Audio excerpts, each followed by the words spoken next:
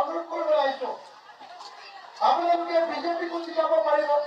আপোনালোকে কংগ্ৰেছকো জিকাব পাৰিব কিন্তু মই গেৰাণ্টি দি দিব পাৰো যে বিজেপিয়ে হওক বা কংগ্ৰেছে হওক এমএলএ যদি ৰাইজৰ দলৰ হয় আপোনালোকে যিমান সহায় পাব পৃথিৱীৰ কোনো দলৰ মানুহে আপোনালোকক ইমান সহায় নকৰে সেইকাৰণে মই আপোনালোকক অনুৰোধ কৰিবলৈ আহিছো বেলেগ একো কথাই নাই মাত্ৰ এটাই অনুৰোধ কৰিবলৈ আহিছো যে এইবাৰ হৰিকান্ত দাসক নাওবৈচা সমষ্টিৰ পৰা আপোনালোকে জিকাই দিয়ক আৰু মই আপোনালোকৰ কাৰণে জীৱনটো দিবলৈ হাত আপোনালোকে নিশ্চয় জানে নাওবৈচা সমষ্টিৰ ৰাস্তা পদূলি বনাবৰ কাৰণে বিধানসভাত চিঞৰো মন জানেনে নাই অন্যই নিশ্চিয়ে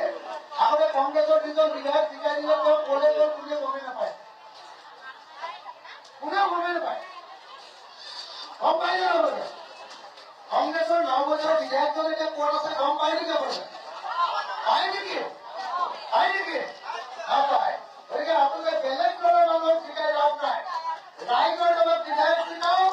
ৰাইজৰ দলে আপোনালোকক অসমৰ ইতিহাসত নাওবৈচাৰ ইতিহাসৰ আটাইতকৈ ভাল বিধায়কজন আপোনালোকক উপহাৰ দিয়ে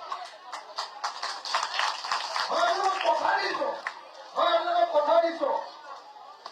যে যদি হৰিকান্ত দাসৰ ভিতৰত যদি কিবা ২ নম্বৰী আছেও মোৰ লগত থাকিলে তাত মই কোনো ২ নম্বৰ কৰিব পাৰিম মই ভাবো যে হৰিকান্ত দাস ভাল ল'ৰা বহুত ভাল ল'ৰা অমায়িক ল'ৰা একদম ভাল ল'ৰা অনুসূচিত জাতিৰ এটা সম্পদ অনুসূচিত জাতি প্ৰত্যেক লোকসকলৰ মাজৰ এটা সম্পদ ডাক্তৰ হয় হৰিকান্ত দাস অনুসূচিত জাতিৰ মানুহৰ এটা সম্পদ মই এই সম্পদটো আহৰণলৈ উলিয়াই দিব খুজিছো অসম বিধানৰ বাবে দিব খুজিছো আৰু আপোনালোকৰ পৰা মই আশীৰ্বাদ বিচাৰিছো আপোনালোকে মোক আশীৰ্বাদ দিবনে নিদিয়ে